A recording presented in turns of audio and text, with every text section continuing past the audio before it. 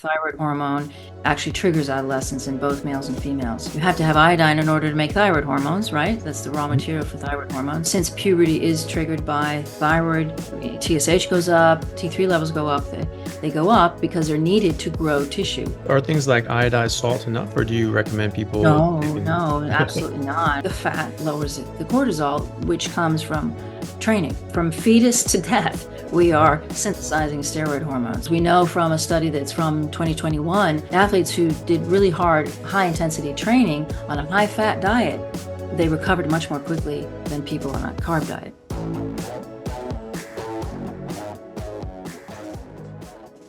What about adolescence? What are some of the things that people can do? You've written books on hormonal development and the importance of optimizing hormonal health at different stages. So what should parents be thinking about with their children, their adolescents and teenage children going through puberty to support their hormonal health and development? Well, I have to add, well, obviously diet, of course, but I also have to add iodine because Mm. thyroid hormone actually triggers adolescence in both males and females. And we know that iodine levels you have to have iodine in order to make thyroid hormones, right? That's the raw material for thyroid hormones. So since puberty is triggered by thyroid, TSH goes up, free T3 levels go, T3 levels go up. They go up because they're needed to grow tissue. You need tissue growth, right? So in females, breasts get bigger, the uterus gets bigger, the ovaries get bigger. Female sexual characteristics are tissue growth. Males too, but to somewhat lesser extent. So they need iodine. Pubertal children, teens need iodine, both male and female. I think females need it more because there's more tissue growth. So that's really important. So the diet, you have to have the fat in order to trigger the androgen hormones in order to make puberty happen. Starts with thyroid, goes to androgen hormones, which would then be obviously fat that we have to eat. And if you have enough of both, then things should be fine. Okay, great. And so are things like iodized salt enough, or do you recommend people No, taking... no, absolutely not. I recommend Lugol's iodine. Okay. That's the old, Jean Lugol's 15% solution, which is now called 5% in the US primarily because basically they're just counting the elemental iodine and not the potassium iodide that is in the solution. So it's actually a 15% iodine, but it is now called 5%. Okay. And that is an essential nutrient that unfortunately with fluoride and PFAs and all the substances that we have in the world today, which are all substances that interfere with the absorption of iodine. So 100 years ago, goiter belts were Bolivia, Switzerland, Michigan, the Tennessee mountains where my family's from. Mountainous areas, the soil doesn't have iodine because it's washed down, right? It's washed away in the soil. But nowadays, because there's so many substances that interfere with the absorption of iodine, it's much, there's a lot more iodine insufficiency. Okay. And so how much of the Lugol's would you recommend for people to take? 2 drops of, 15/5%. Okay. Yeah. All right, great. So what does anything change in that model? Obviously diet, but is there anything else that you would add for someone who's just in, early adulthood and then going into menopause and old age? Is there any changes along the way? Well, we talked about lifestyle. So in my menopause book, I wrote about clubbing and drinking and drug taking. These are all things that raise cortisol levels. So if you don't, ultra marathoning, I mean, I'm an athlete and I used to run too much and I used to spar too much, and I definitely affected my adrenals. I think that has to be considered. There's a lot, um, athletes, teenage athletes, they're pushing themselves. They're burning through nutrients so much faster than the people who aren't doing athletic pursuits. If your child is athletic and if your child is on a team, you would definitely want to increase the protein, increase the fat, and increase the iodine because they're burning through those nutrients a lot faster than somebody who isn't training for track. So those are things that we have to definitely consider, things that are raising cortisol levels. We know from a study that's from 2021, athletes who did really hard high intensity training on a high fat diet, they recovered much more quickly than people on a carb diet. So things like that. Right. So the fat lowers the cortisol, which comes from training. Nice. Okay, great. Is there anything that you would recommend for people that are well past menopause, people in their 70s, 80s, and the elderly population? Is there anything special that they need to do? Same. I Yeah. mean, we're human beings. We need Yeah. those hormones forever from birth, from fetus to death. We Right. are synthesizing steroid hormones. So, no, these are the same principles apply. Perfect. Yeah. Well, it's all, yeah. And that's the thing too, is that there's a question a lot of people get, is this safe for kids? What about elderly people? What about women? What about men? I've heard you say that women for hormonal support may need more fat than men. Is that correct? Yes, definitely. I would give women more fat Yeah. than men. It's a difference of 5 to 10%, but it depends Yeah. on what you're doing. If a woman says I'm lifting heavy, I'm going to say, yeah, I mean, you want to be sure that you're eating enough protein.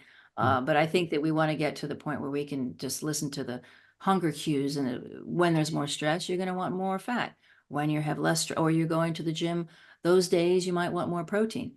It really, when you can hear, when you've removed the stimulants, when you've removed the foods that are raising your cortisol levels or causing inflammation, you can hear what your body's saying better.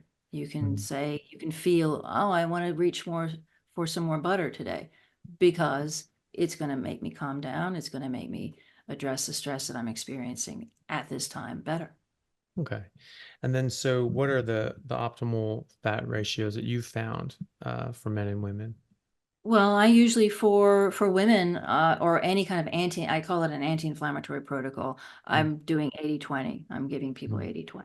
Depends upon, Mm. obviously, it depends upon their height. It depends upon, their height primarily, their structure. Mm. So we know that 80-20 is they're going to be in ketosis and they're not going to be hungry.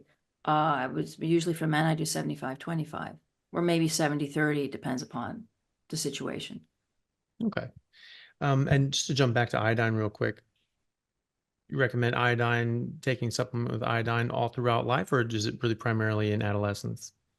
I would say it starts in adolescence. There are many children who have, just to give you an example, a hypothyroid mother is going to have a child who is possibly, if she's hypothyroid during her pregnancy, and Mm. it's not caught because they're just testing TSH and free T4, right? Mm. Or they're just testing T4 and TSH.